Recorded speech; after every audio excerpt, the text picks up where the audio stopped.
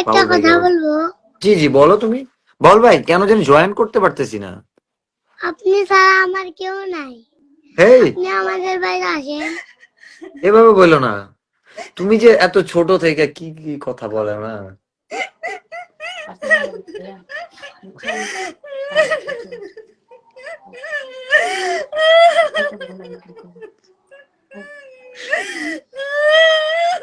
কাজগুলো করবো ভাই।